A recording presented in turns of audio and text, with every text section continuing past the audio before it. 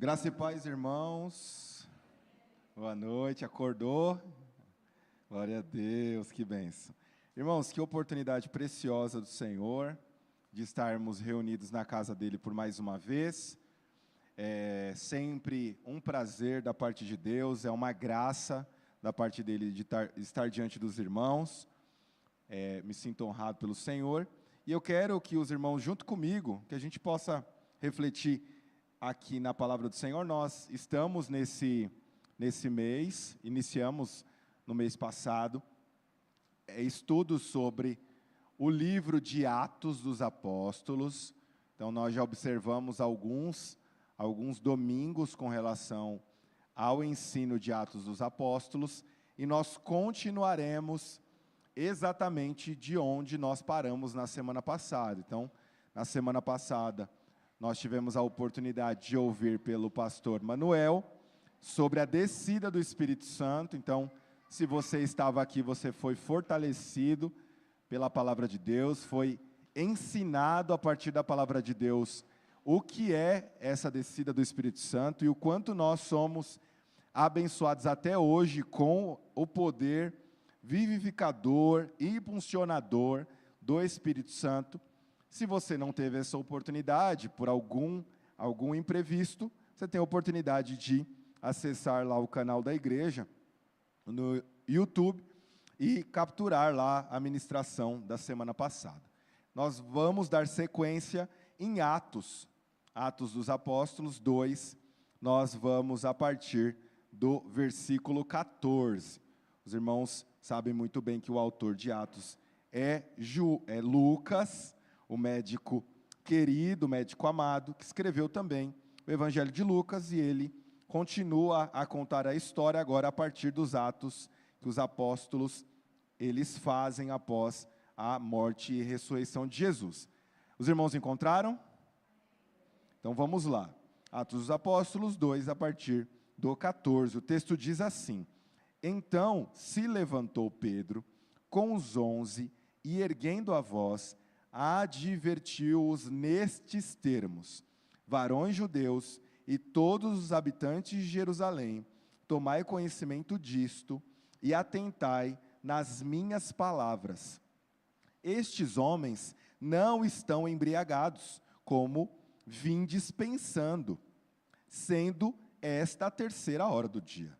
Mas o que ocorre é o que foi dito por intermédio do profeta Joel: e acontecerá nos últimos dias, diz o Senhor, que derramarei do meu espírito sobre toda a carne, vossos filhos e vossas filhas profetizarão, vossos jovens terão visões, e sonharão os vossos velhos.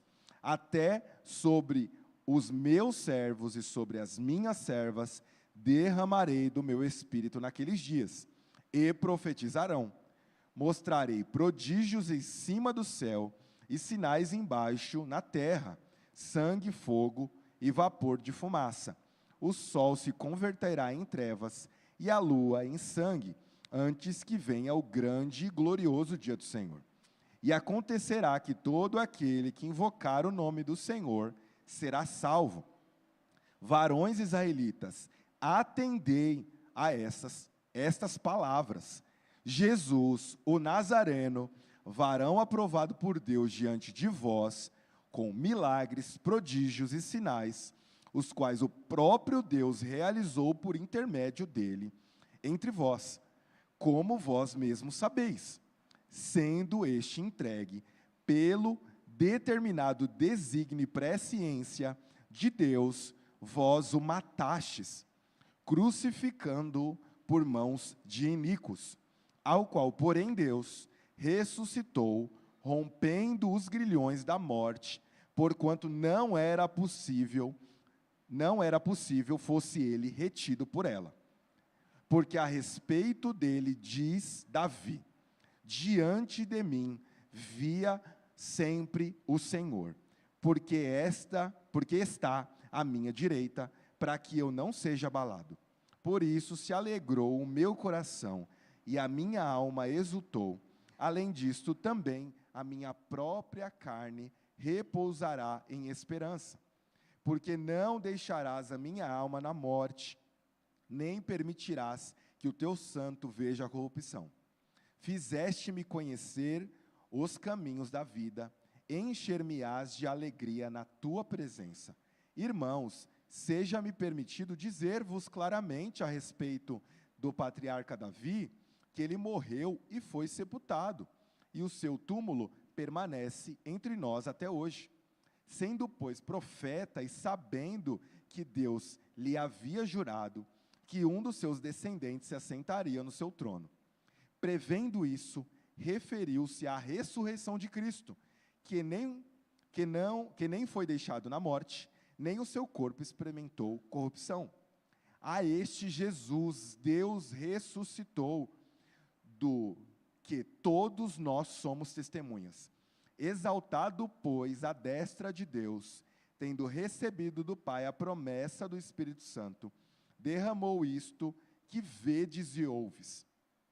Porque Davi não subiu aos céus, mas ele mesmo declara: disse o Senhor ao meu Senhor, assenta-te à minha direita, até que eu ponha os teus inimigos por estrado dos teus pés.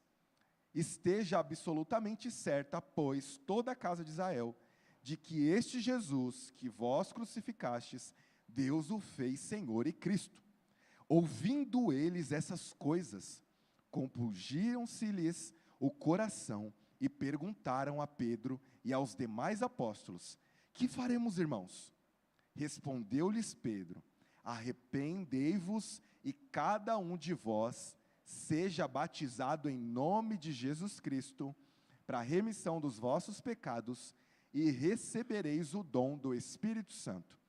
Pois para vós outros é a promessa, para os vossos filhos e para todos os que ainda estão longe, isto é, para quantos o Senhor nosso Deus chamar.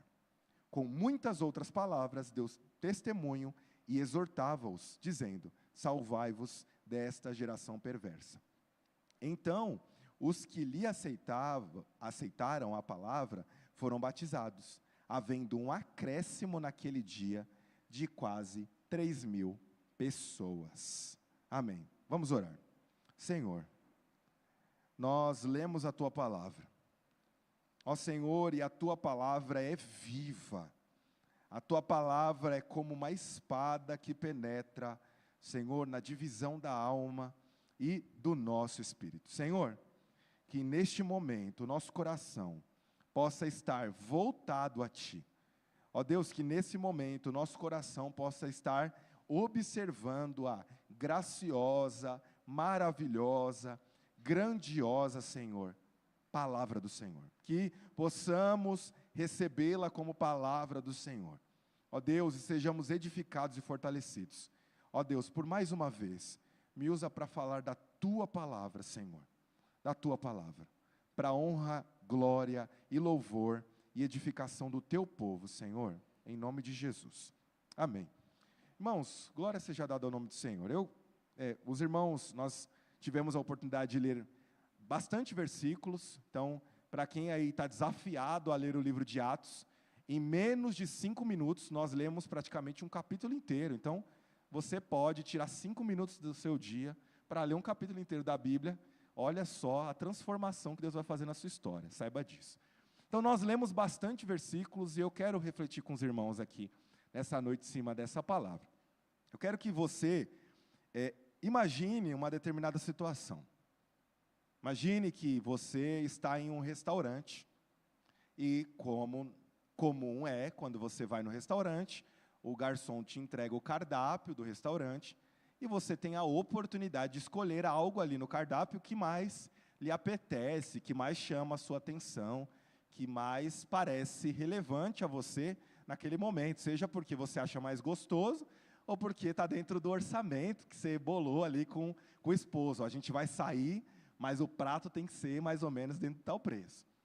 E aí, imagine que você está nesse restaurante e você escolhe uma paeja, irmão, coisa chique, uma paeja de frutos do mar. Então, vem camarões, vem polvo, vem salmão, aleluia, vem marisco. E aí você escolhe, por quê? Porque você tem condição de pagar, né? Ninguém vai sair correndo do restaurante, você tem condição de pagar, e é algo que lhe é interessante. Você escolheu o que você queria comer. Só que tem um problema muito sério do prato que você escolheu. É porque essa vai ser a sua última refeição. Você é alérgico a frutos do mar. Você tem a oportunidade de escolher o prato, mas você é alérgico a frutos do mar. Nós estamos vivendo nesse tempo semelhante ao que Paulo disse a Timóteo. Paulo disse a Timóteo, lá na segunda carta de Paulo a Timóteo, assim: pois haverá um tempo em que não suportarão a sã doutrina, pelo contrário, cercar-se-ão de mestres segundo as suas próprias cobiças, como sentindo coceira nos ouvidos. Então eles não vão conseguir ouvir, porque o ouvido coça, dá agonia. E se recusarão a dar ouvidos à verdade, entregando-se às fábulas. E qual que é o problema da fábula? É porque ela é mentira. E uma mentira mata. Muitas vezes nós estamos diante da mensagem do Evangelho, querendo escolher da mensagem do Evangelho algumas coisas. E estamos diante da palavra igual num restaurante, dizendo para o garçom, reverendo Manuel Leandro, presbítero Henrique, Tiago, Paulo Rúbio e Sérgio: dei-me o que eu quero. Eu estou em um restaurante e eu quero comer uma paella de frutos do mar. Mas é interessante, para a nossa ilustração inicial, refletir que nós não estamos em um restaurante. A mensagem do Evangelho é o anúncio de uma mensagem para pessoas que estão na UTI. E quem entrega a mensagem é um médico que não dá o que o paciente quer, mas dá o que o paciente precisa. Nenhum médico decente é médico decente se você chegar lá no médico e falar: estou passando por isso, por isso e por isso, e eu quero que você me receite dipirona, porque é isso que vai me sarar. E aí você precisa de uma cirurgia. Que dipirona o quê? Nós não estamos diante de uma palavra que é escolhida por nós. E por esse motivo, a nossa reflexão dessa noite, a mensagem que nós trabalharemos, o tema para nós hoje é: o que há na mensagem do Evangelho? Eu vou repetir. O que há na mensagem do Evangelho? E aí segunda pergunta: será que na mensagem do Evangelho tem o que nós queremos ou o que nós precisamos? O que há na mensagem do Evangelho? Quais serão os componentes essenciais, basilares para a mensagem do Evangelho? Será que é o que eu quero? Eu vou lá, escolho do cardápio da Bíblia o que a mensagem do Evangelho tem? Eu acredito que não. Ou será que na mensagem do Evangelho tem só o que nós precisamos? Irmãos, o que há na mensagem do Evangelho? Primeiramente, há na mensagem do Evangelho uma defesa, a defesa. No texto que nós lemos, eu quero que você acompanhe junto comigo, vai lá no versículo 14, perceba como Pedro inicia o processo de pregação. É o primeiro sermão após a descida do Espírito Santo. Teve sermão no Antigo Testamento? Teve. Jesus não pregou diversas vezes? Pregou. Mas é o primeiro sermão apostólico. Pedro é o primeiro a pregar, a anunciar a mensagem de Jesus. Ele é o primeiro. Perceba que existe, de fato, uma defesa aqui acontecendo.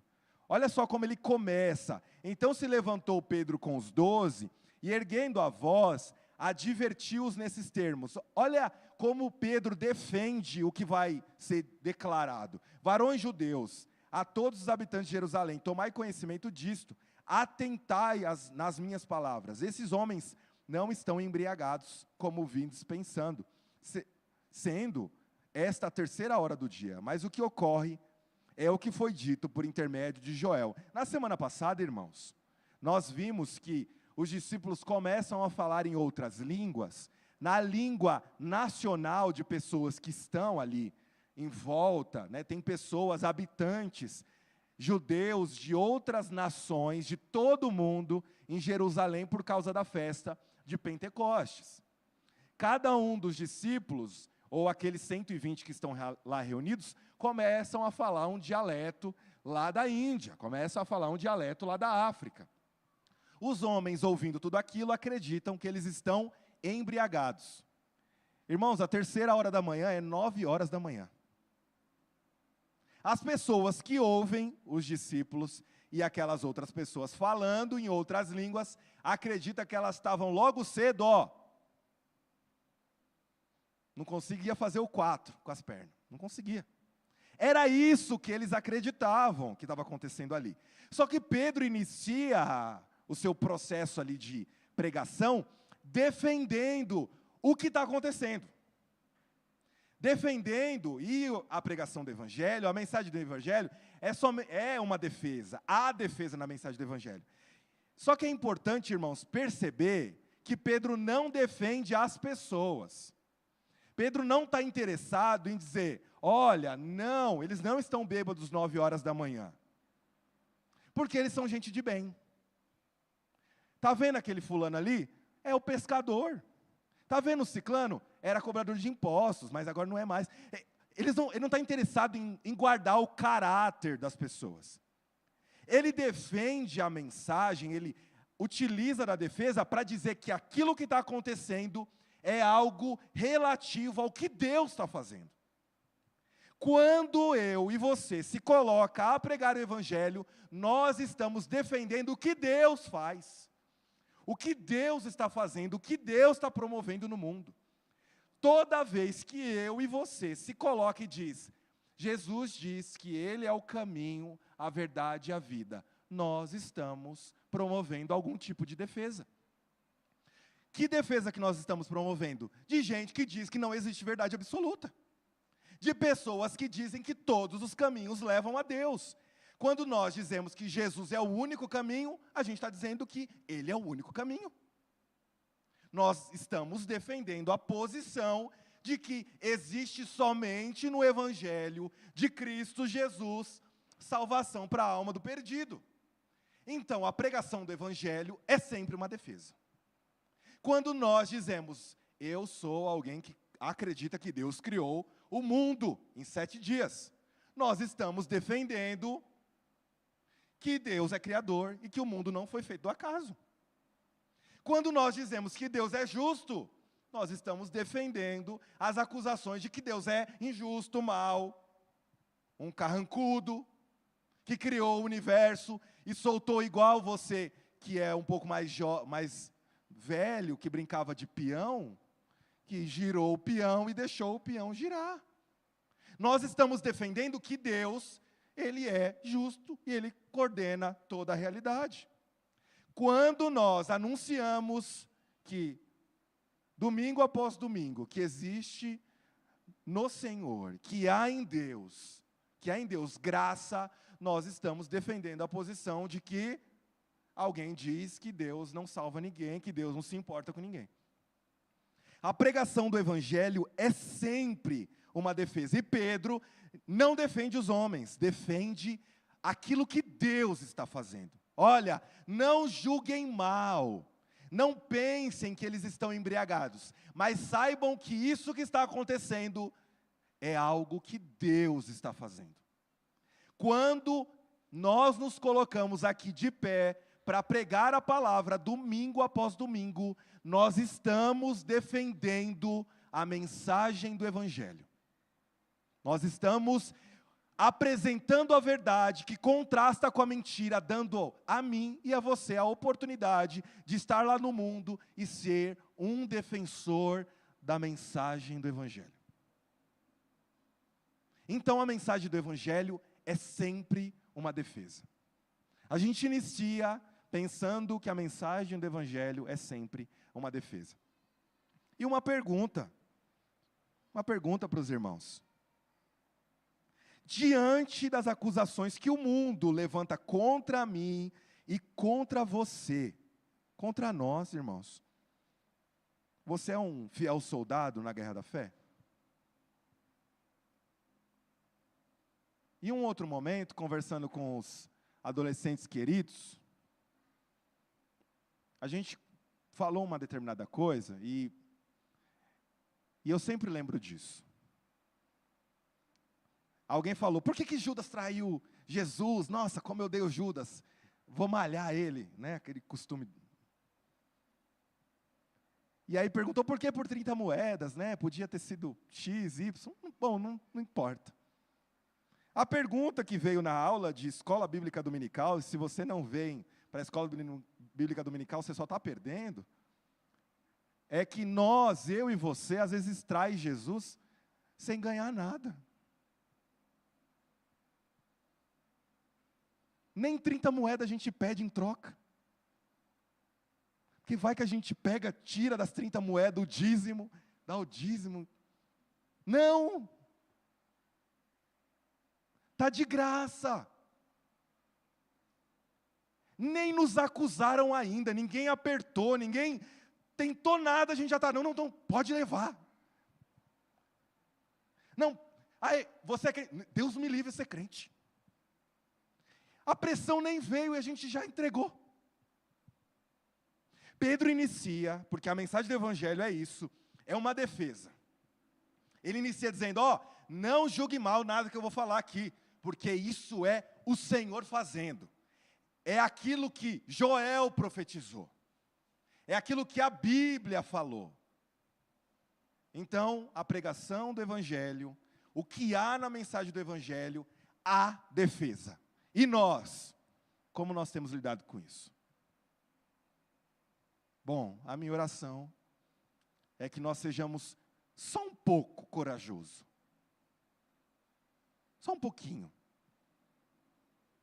Para que, pelo menos, diante das pressões, a gente não se jogue, pelo menos. Acho que uma primeira atitude é, eu não estou lá discutindo na arena pública como Paulo fez. Ok. Mas eu não faço o que eles fazem. No mínimo, eu dou um bom testemunho como crente. Como aquele ditado que virou meio popular, que se pregar o evangelho, que se necessário use palavras. Eu acredito que é necessário. A gente tem que usar palavras sim. Mas que pelo menos no testemunho a gente se mantenha fiel. Então a mensagem do evangelho é sempre uma defesa. Só que a mensagem do Evangelho não é somente uma defesa, por mais que ela seja. O que há na mensagem do Evangelho, além de haver defesa? A Cristo. A Cristo na mensagem do Evangelho. Henrique, isso não é redundante? Não, não é. Não é redundante. Olha só, como Pedro continua a sua exposição, agora ali a partir do versículo 17. Perceba como Pedro inclui na ministração, no anúncio do Evangelho, aquilo que é centralizador na mensagem do Evangelho: Cristo. E acontecerá nos últimos dias, diz o Senhor, que derramarei do meu Espírito sobre toda a carne. Vossos filhos e vossas filhas profetizarão. Ele está citando o que Joel disse. Vossos jovens terão visões, e sonharão os vossos velhos, até sobre os seus servos e sobre as minhas servas derramarei do meu Espírito naqueles dias, e profetizarão, mostrarei prodígios em cima do céu e sinais embaixo da terra, sangue, fogo e vapor de fumaça. O sol se converterá em trevas e a lua em sangue, antes que venha o grande, glorioso dia do Senhor. E acontecerá que todo aquele que invocar o nome do Senhor será salvo. Aí no versículo 25, porque a respeito dele, disse Davi, dele quem, irmãos? Jesus. Diante de mim via sempre o Senhor, porque está à minha direita, para que eu não seja abalado. Por isso se alegrou o meu coração, e a minha língua exultou. Além disso, também a minha própria carne repousará em esperança, porque não deixarás a minha alma na morte, nem permitirás que o teu santo, quem é esse santo? Jesus, o teu santo veja a corrupção, fizeste-me conhecer os teus caminhos, e encher-me-ás de alegria na tua presença. Por que eu digo que a mensagem do Evangelho a Cristo na mensagem do Evangelho, porque Cristo é o Evangelho e a mensagem do Evangelho é Cristo. Qual que é o ponto principal aqui? É que Pedro, ao anunciar a mensagem do Evangelho, ele não jogou a Bíblia fora. Pedro, para pregar o Evangelho, ele usa a Bíblia para pregar o Evangelho, que absurdo. Pedro, para anunciar o que estava acontecendo, ele não desprezou o Antigo Testamento inteiro.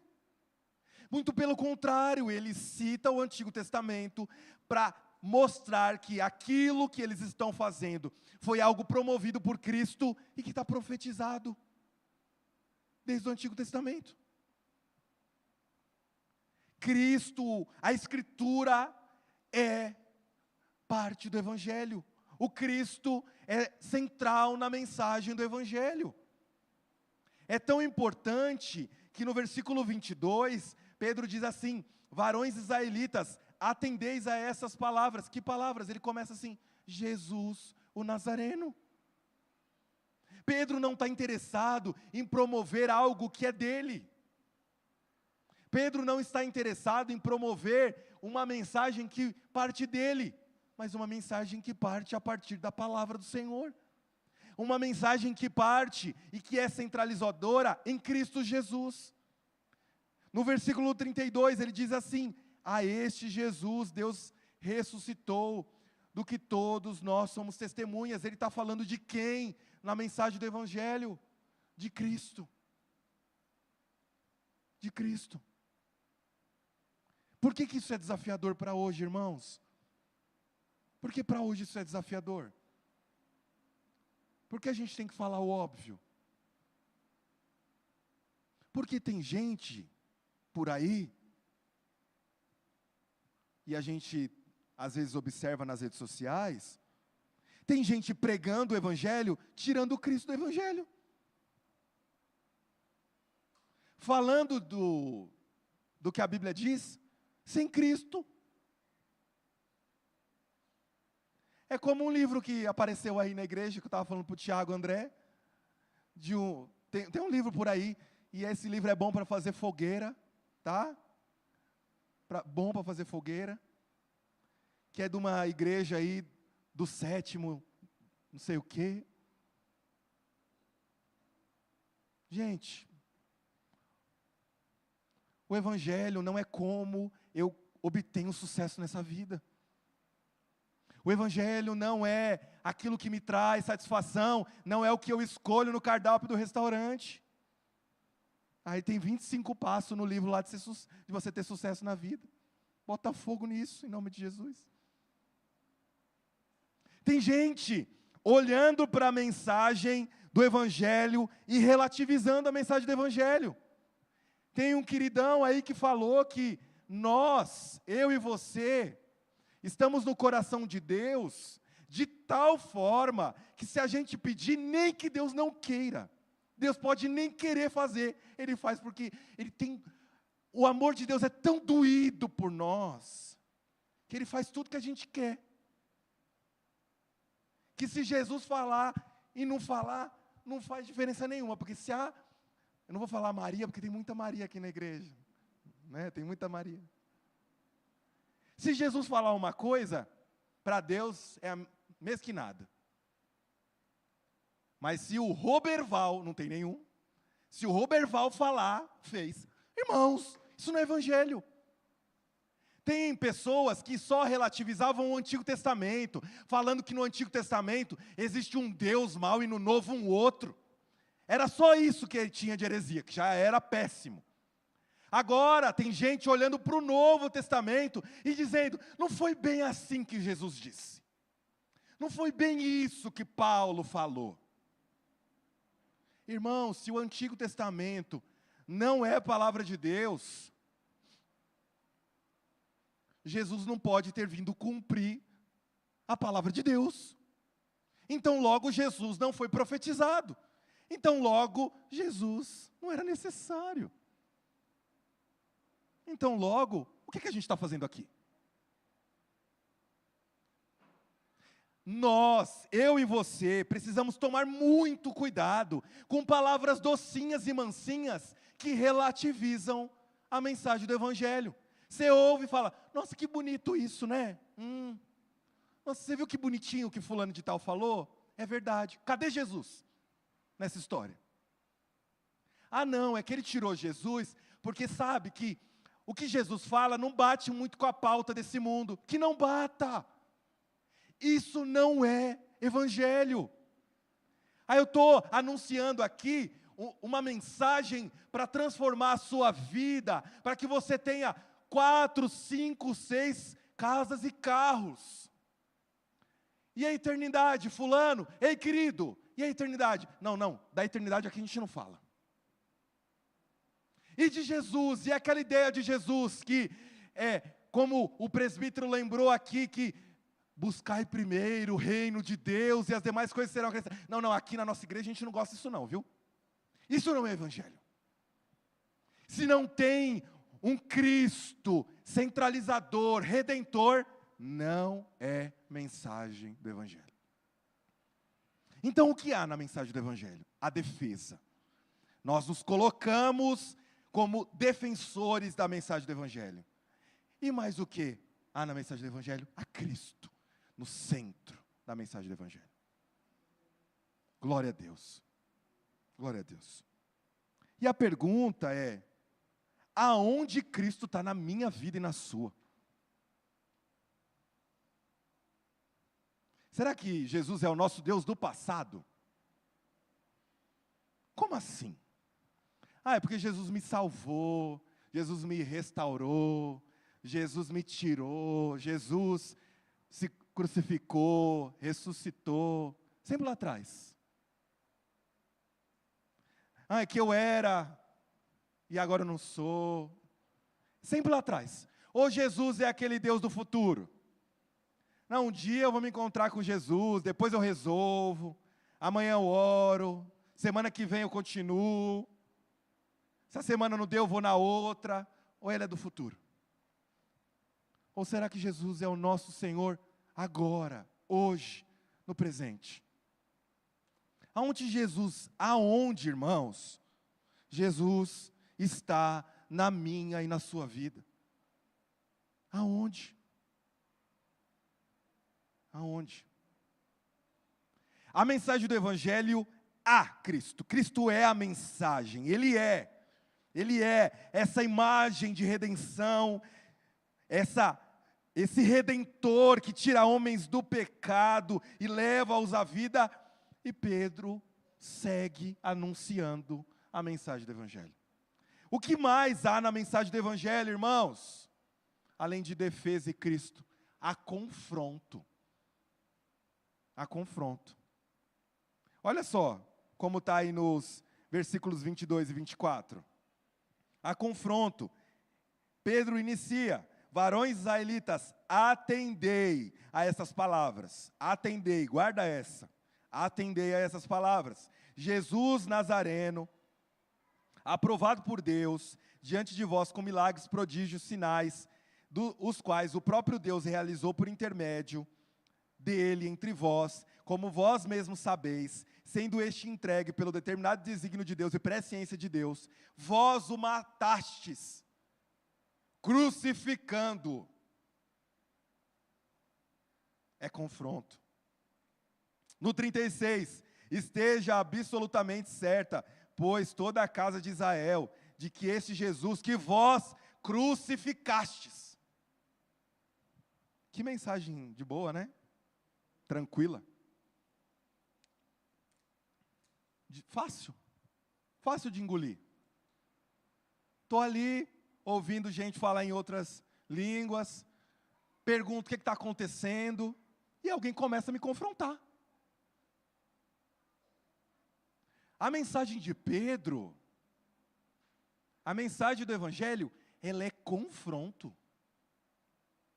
Ela gera incômodo. Pedro não fez o curso de como conquistar os públicos. Como convencer, como fazer com que o público te ame. Ele não fez esse curso. Não deu tempo, era 3 anos aprendendo com Jesus a como confrontar. Jesus, ele era extremamente amoroso, em todas as suas palavras, mas Jesus não passava a mão na cabeça de ninguém. Só Deus pode me julgar. Eita, e agora? Deus conhece o meu coração. Eita, e agora?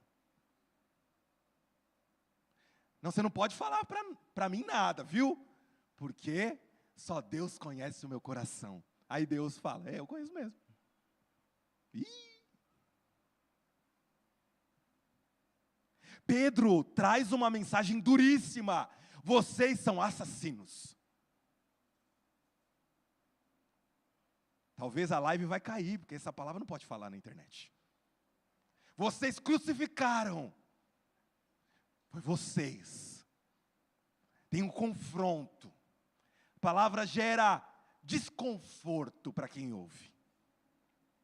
Ninguém ficou confortável ouvindo Pedro. Ah, vocês crucificaram.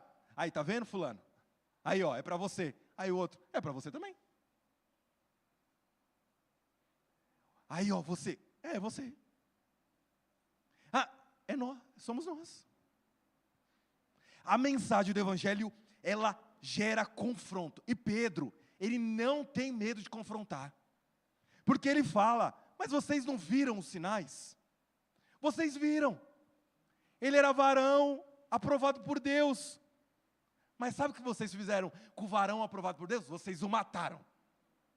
É confrontadora a mensagem do Evangelho. Agostinho fala que Deus feriu ele com a palavra. E quando ferido pela palavra, ele amou a Deus. Ele foi ferido por Deus e o amou. A Bíblia não diz que Deus só castiga aquele que ama? Então, o castigado pelo Senhor deveria dizer, como amado eu sou. Ou não, ó céus, ó vida, o que será de mim? Quem poderá me defender? Não! Um ferido pelo Senhor ama o Senhor. Então, a mensagem do Evangelho, irmãos, ela tem confronto, ela coloca eu e você contra a parede. E é bom que seja assim, é bom. Se nós vamos a Jesus só para ouvir tudo que a gente quer ouvir, irmãos, o que Jesus transforma a nossa história? Se Ele, nos amando tanto, deixasse a gente do jeitinho que a gente está. Que amor é esse? Que ama tanto que deixa a gente se perder nos nossos pecados? Você acreditaria num Deus assim? Você confiaria num amor que está interessado em te deixar perder, porque te ama tanto?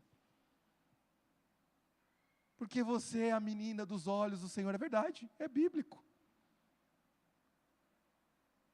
Mas todo mundo que tem a menina dos olhos, se pegar conjuntivite, tem que tratar, mesmo que incomode. A mensagem do Evangelho é confronto. Ele não fala mensagens que agradam o ego das multidões, mas que confronta a multidão.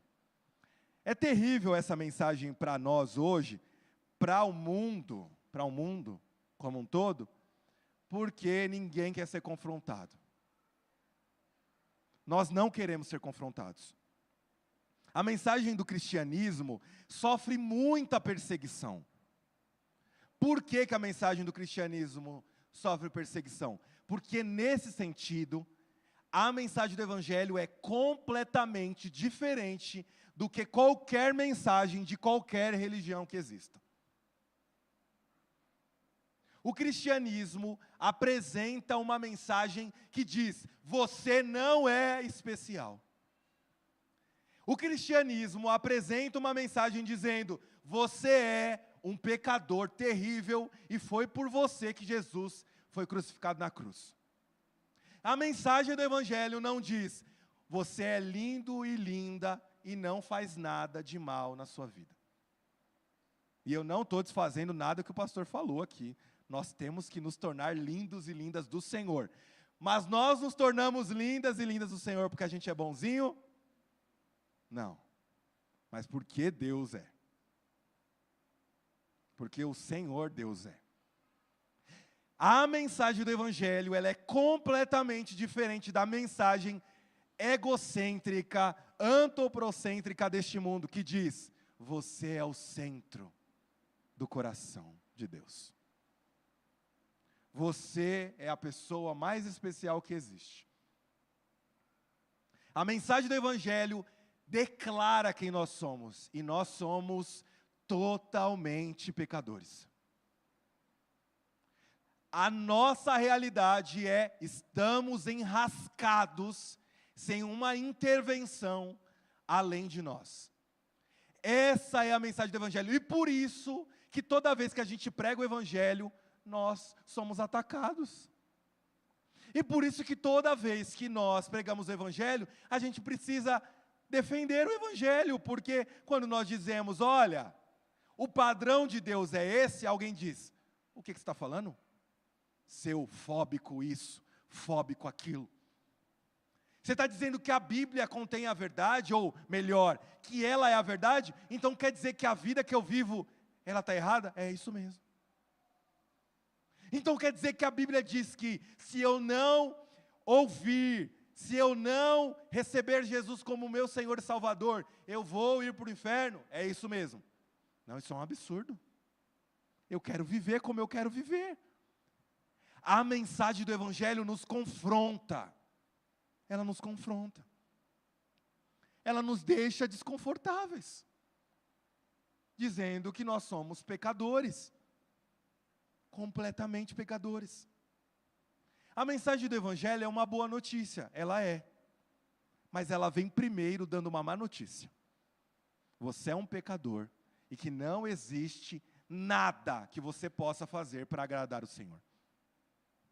Ela inicia assim, trazendo a realidade de quem nós somos. E é isso que Pedro faz. Olha, vocês são assassinos. Vocês entregaram um homem justo para ser morto. Essa é a condição de vocês. Irmãos, essa é a nossa condição. Se nós estivéssemos lá, diante de Pilatos, e ouvindo: solta Barrabás ou solta Jesus, provavelmente nós faríamos como todo mundo fez, e diríamos: solta Barrabás. E o que eu faço com esse aqui? Crucifica. Porque nós fazemos, irmãos, mesmo sem pressão. Porque nós estamos vendendo o nosso Senhor, e a mensagem do Evangelho nos confronta, dizendo: você não é o que você pensa que você é. Você é um pecador. A mensagem do Evangelho, na mensagem do Evangelho, confronto para mim e para você. E eu quero te perguntar: quando você ouve que Jesus estava crucificado, e quando a gente olha lá para a cruz, a gente vê Jesus crucificado ali na cruz, e quando a gente olha para o rosto de Cristo, é o nosso rosto que nós vemos, isso tem te incomodado? Isso gera algum tipo de incômodo para você? Nós fazemos a ceia do Senhor mês após mês, todo primeiro domingo. E nós lembramos na ceia, especialmente, nós lembramos em outros momentos também, mas especialmente na ceia, nós lembramos da morte e ressurreição de Jesus. Cristo crucificado no seu lugar. Te gera algum tipo de incômodo? Isso faz alguma diferença na sua vida? Isso tem feito a sua vida ser um pouco diferente de alguma forma?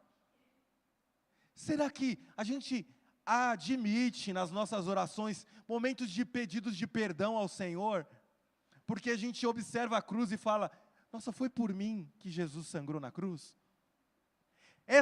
Esse confronto da mensagem do Evangelho gera algum incômodo em nós ainda? Ou a gente se acostumou com a mensagem do Evangelho? É confronto para os pecadores, aí eu cutuco o irmão do lado. Será que há incômodo ainda em nós?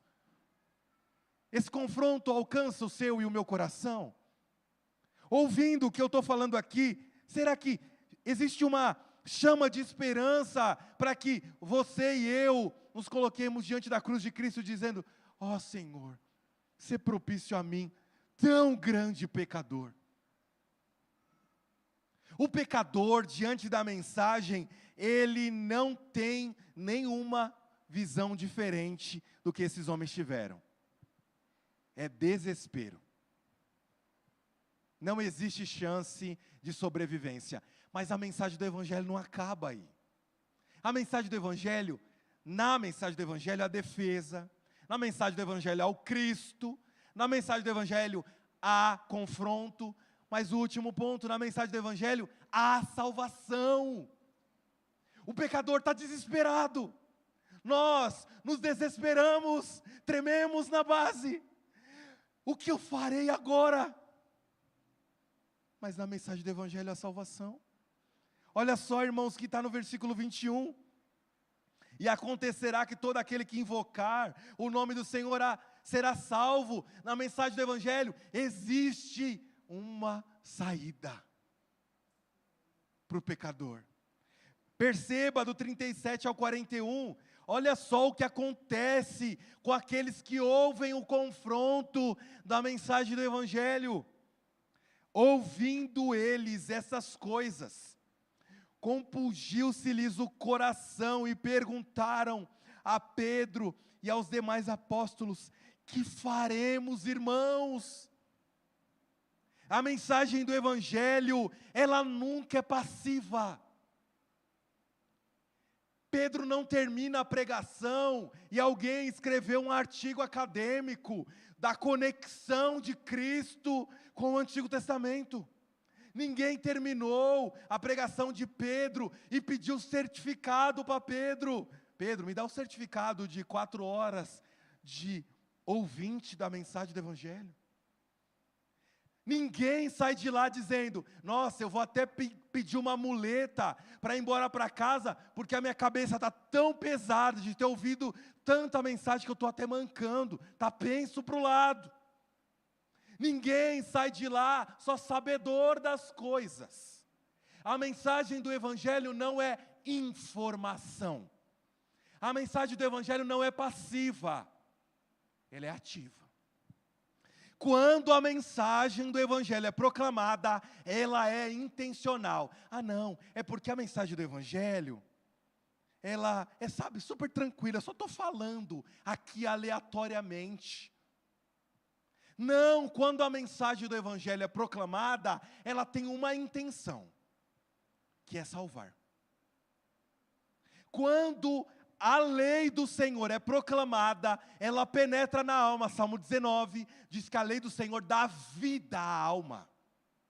A mensagem do Evangelho não é proclamada para que nós sejamos mais inteligentes. A mensagem do Evangelho é proclamada para que nós sejamos aqueles que ouvem e clamam o Senhor que salva. A mensagem do Evangelho é proclamada para que aqueles que ouçam sejam bem-aventurados no Senhor e sejam salvos.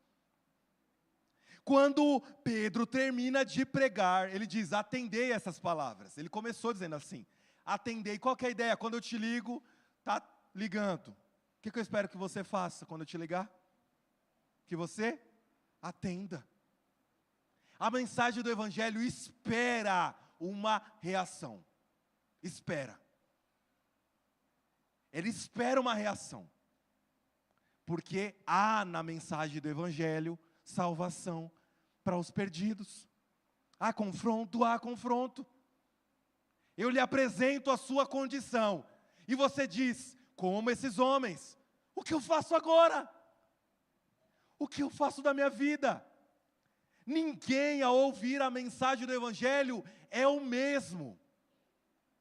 Todos os que ouvem a mensagem do Evangelho, ele pode não aceitar de fato, ele pode, mas ele nunca mais será a mesma pessoa, porque ele foi confrontado com a mensagem do Evangelho. Pedro termina a pregação e esses homens, acontece 2 coisas. O coração deles é compungido. A ideia, irmão, dessa palavra, que ninguém aqui usa, ninguém usa essa palavra atualmente. Mas a palavra quer dizer transpassar. Transpassar. A mensagem do Evangelho transpassa o coração desses homens. Penetra, corta, é um coração cortado. Com o coração compungido, ouviram a palavra. Olha só, ouvindo eles essas coisas, no 37, compungiu-se-lhes o coração. Coração esfarelou. Esfarelou. A mensagem penetra, transpassa o coração. E eles fazem uma pergunta maravilhosa: o que eu faço agora? Eles querem uma ajuda. O que eles deveriam fazer? E a mensagem do Evangelho promove uma oportunidade para os perdidos. Promove a oportunidade de se arrepender. Pedro diz: arrependam-se. Arrependam-se. Irmãos, que presente do Senhor. Colocar diante dos perdidos a oportunidade de se arrepender. Eles ouvem a realidade: vocês são assassinos, vocês crucificaram, mas existe uma oportunidade aqui agora. Arrependam-se. Eles se arrependem. Os discípulos vão lá, fazem todo o processo, esses homens são batizados. Recebem o Espírito Santo. São novas criaturas arrependidas. E na semana que vem, você verá como vive uma comunidade de gente arrependida. Mas esses homens vivem uma nova realidade. Antes assassinos, agora os filhos de Deus. Antes assassinos, agora novas criaturas do Senhor. Antes aqueles que disseram: crucifica-o. Antes aqueles que disseram: solta Barrabás. Agora amados do Senhor. Filhos de Deus. A mensagem do Evangelho promove na mensagem do Evangelho salvação. Na mensagem do Evangelho salvação. Irmãos, a mensagem é sempre intencional. É sempre intencional. A gente não se coloca, irmãos, aqui domingo após domingo, para que você seja mais inteligente. Por mais que isso vai acontecer. Porque a palavra de Deus é sabedoria. Mas não é para isso, somente. Eu fui lá na igreja e agora eu estou muito bem informado. Mas você está muito bem convertido? Nossa, eu aprendi muita coisa.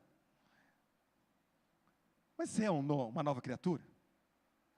Nossa, eu sei citar o decálogo, os 10 mandamentos de cor e salteado. E a gente está seguindo o primeiro mandamento: amará o Senhor teu Deus. Nossa, como inteligente eu sou. Será que eu estou só acumulando conhecimento que vai me levar para o inferno? Porque esse conhecimento não muda nada na minha vida. Eu sei que o Senhor é amoroso. Está aí o amor de Deus, está proliferando como na sua vida? Como Deus é maravilhoso. Você vive como um arrependido? A ideia do arrependimento não é mudar a rota. Eu estava indo nessa direção, eu mudei a rota, eu me arrependi. O que eu fazia não faço mais. As coisas velhas já passaram, eis que tudo se fez novo. A vida que eu vivia, eu não vivo a mais. Irmãos, que desafio, não é? Porque essa mensagem do Evangelho, ela é muito contracultural. Porque é promovido nesse mundo, para nós, vem para a igreja, vai para Cristo, Ele te ama. E viva como você quiser viver. A Bíblia fala que, de fato, existe na igreja joio e trigo. Existe. No meio do povo de Deus, há joio e trigo. Não cabe a mim, nem a você, dizer quem é joio e é trigo. Quem é o joio e quem é o trigo. Não é, não somos nós. É o Senhor quem sabe quem são os seus. A pergunta é: quem você é? Quem você é? Ouvi a mensagem do Evangelho. Vivo como um arrependido do Senhor? Ou como um acomodado do Senhor? Aí eu vou lá, a palavra deixa meu coração tão quentinho. Ai, me faz tão bem estar na igreja. Faz mesmo. Mas o joio está aqui. Quem é você? Quem é você? A quem não encontrou o Senhor, a mensagem do Evangelho é, porque talvez você que está aqui, eu quero falar com você primeiro. Talvez você está aqui, está ouvindo tudo isso, e você é só um espectador. Você está assistindo o culto. Você assiste a graça. Você não vive a graça. Você assiste. Você é um maratonador de pregação. Se desse pipoca, antes de entrar no culto, você até comia, achando que é um cinema. Se colocar ar-condicionado aqui na igreja, nossa, aí vai parecer. E vai colocar em nome de Jesus. Mas você é um espectador, você está ouvindo a palavra, você está ouvindo, mas você nunca clamou esse nome Salvador, porque na mensagem do Evangelho é a salvação, e você não é um salvo. Você não é alguém que tem Jesus como seu Salvador.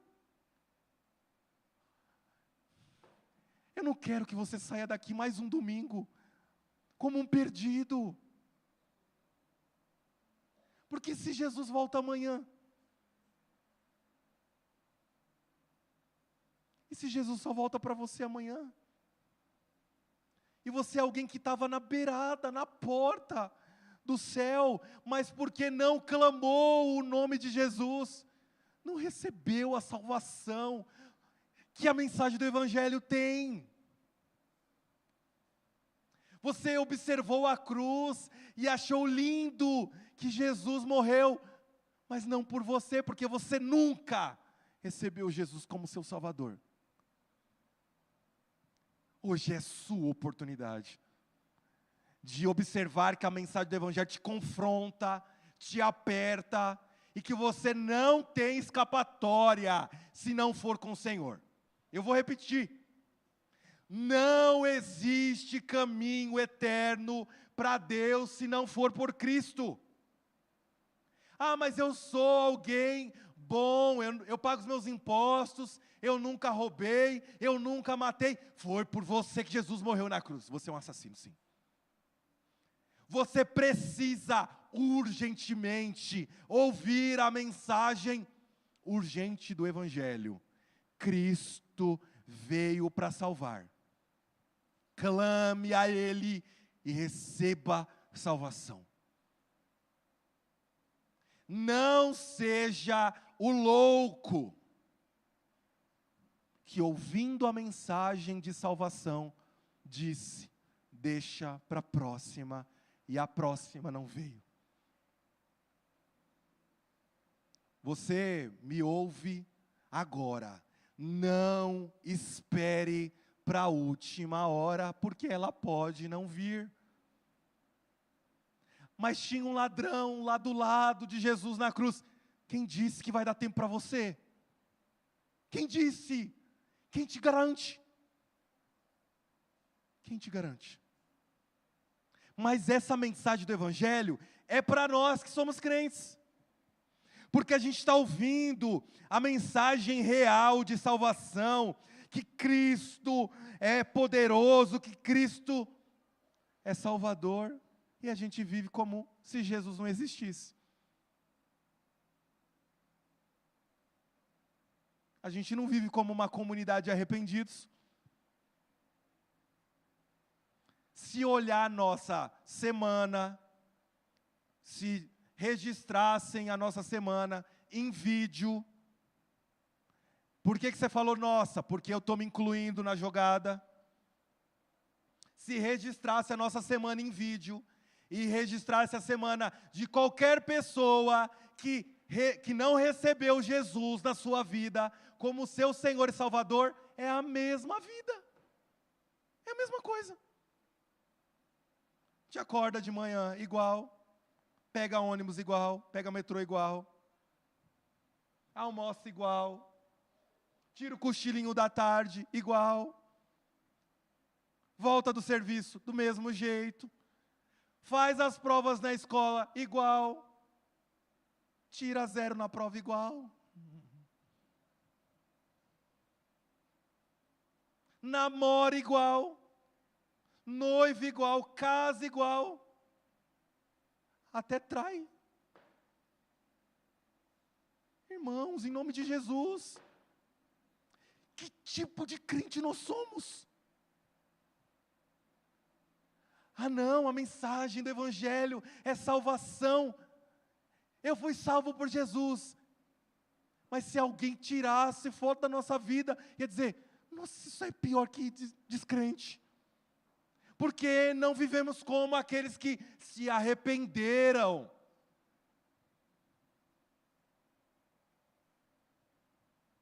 Eu não sou joio, mas eu pareço com joio. Eu fui na 25 de março, naquelas lojas de fantasia, e me vesti de joio. Será? A pergunta é, você já teve um encontro verdadeiro com Cristo? Dessa mensagem que confronta a sua vida?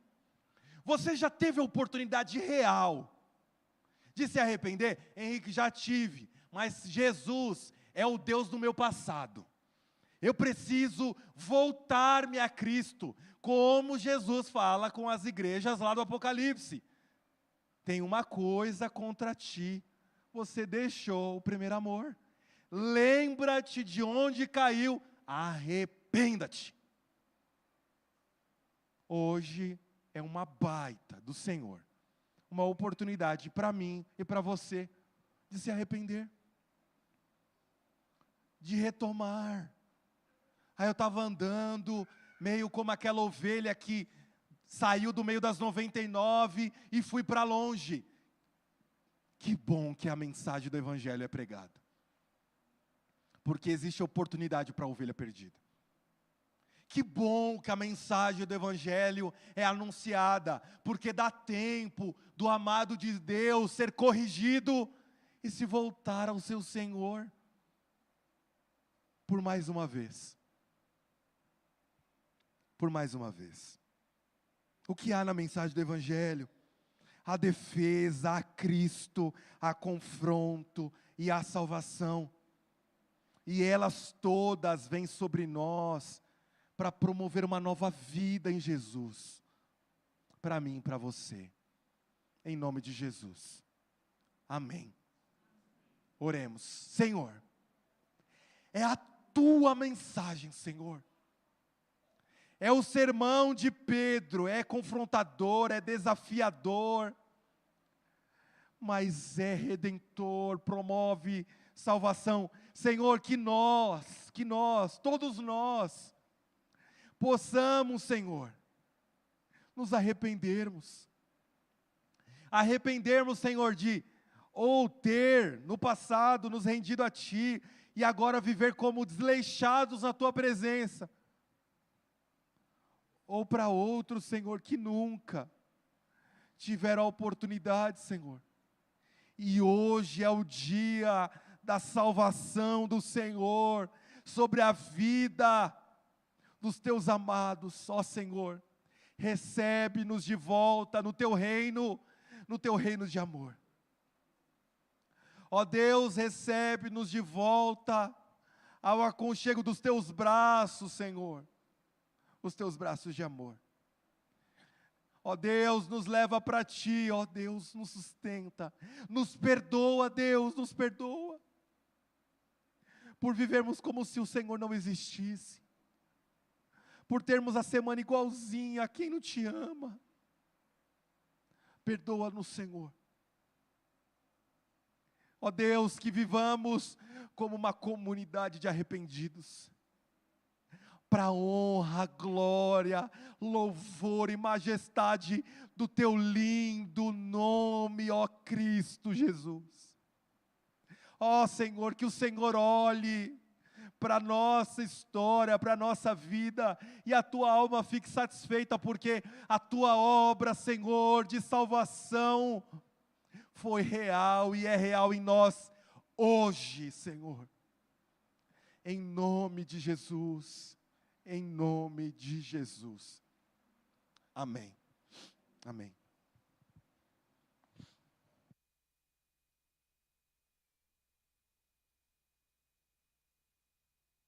Som.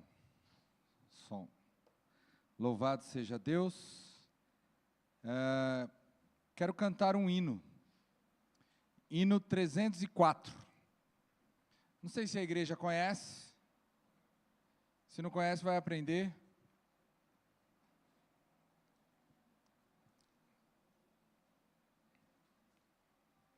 Hino 304.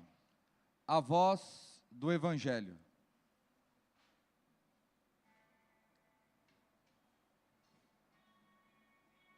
Vai ser projetado. E ele é bem simples de cantar.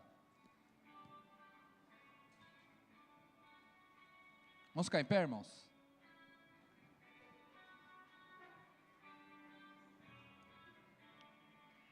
A voz do Evangelho já se fez ouvir aqui, publicando em som alegre o que Deus já fez por ti.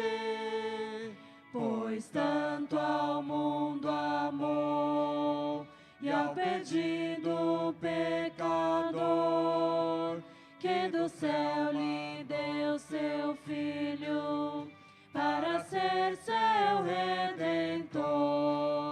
Santa paz e perdão é a nova lá dos céus. Santa paz e perdão, bendito nosso Deus. A voz do Evangelho, segurança, vida e paz, é o amor de Jesus Cristo, que o perdão de Deus nos traz. As novas se nos dão de haver um Salvador, poderoso e muito bondoso, que perdoa o pecador. Santa paz e perdão é a nova lá dos céus. Santa paz e perdão, bendito nosso Deus. A voz do Evangelho vem a todos avisar do perigo grande e grave para quem se descuidar.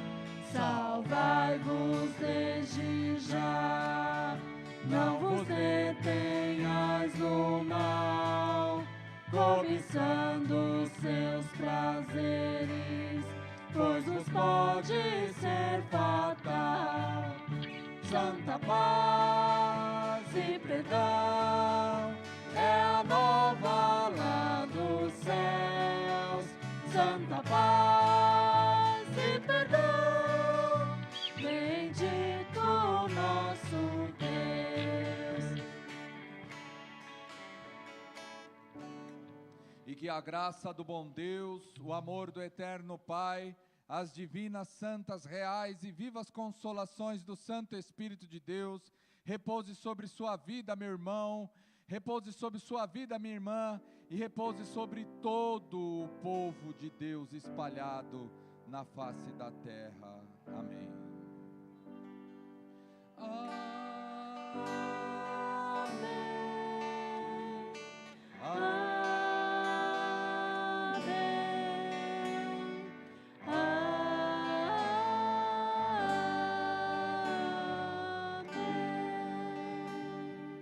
Podeis assentar. Eu quero agradecer a vida da Rosiane e da Nalva, a Inalva, é isso? Que está aqui conosco. Ela está com as crianças também aqui. Vocês são muito bem-vindas. Vou pedir para que a irmã Rosana, o irmão André, cumprimente os queridos, juntamente com o pai do André também, que cumprimente o seu Edson, cumprimente os queridos que estão, as queridas que estão conosco. Também está conosco a Andréia, né, que está ali atrás do nosso irmão Tiago e a nossa irmã Letícia. Vou pedir para os irmãos que também cumprimentem a ela, nosso irmão, sejam bem-vindos, tá bom? E a nossa irmã Thaís está conosco novamente, muita alegria de tê-la aqui conosco mais uma vez. E está também conosco pela primeira vez o Daniel e a Catarina, que estão ali junto conosco. Cumprimente ele aí, e a Catarina também. Eu fico muito feliz com a presença da Rosiane, da Nalva, a Ninalva, da nossa querida Andréia também, o Daniel, a Catarina, a Thaís. Louvado seja Deus. Essa igreja tinha um Mateus, aí Deus mandou mais um Mateus, está ali do nosso lado. Nossa igreja tem um Daniel e agora mandou outro Daniel. Essa é a igreja das duplas. Louvado seja Deus, nessa igreja tem Nalva e mandou mais uma Nalva. Então tá faltando mais gente aí com duplos nomes. Eu quero ver mais uma Carla, eu quero ver mais uma Wanda, eu quero ver mais uma Vilma. Quer dizer, já tem mais de uma Vilma, né, Vilma? Tiago, tem Tiago aqui para dar? Não. Não vou dar nenhum Tiago aqui, tá bom? Muito pelo contrário, pode vir mais. Irmãos, lembrando de Tiago, temos que orar pelo nosso irmão Tiago da Fabiana, que está enfrentando uma batalha com dengue aí, e o filho dele não está legal. Então nós precisamos orar também por eles, tá bom? E o Tiago da nossa irmã Rosana também, né? Ele melhorou, irmã? Então temos que tomar cuidado com essa dengue aí. Vamos passar o repelente, tá bom? E vai ter em maio uma coisa chamada Cantina de Maio, cantina artesanal. Vai ter pão aqui para você, meu irmão. Depois da ceia, quer comer o pão da ceia em casa? Vai ser feito um pão aqui, você vai poder ajudar aí, participando, tá bom? Ó, temos também a manhã evangelística lá na Praça do Forró. Ninguém vai dançar forró, mas nós vamos lá pregar o evangelho, tá bom?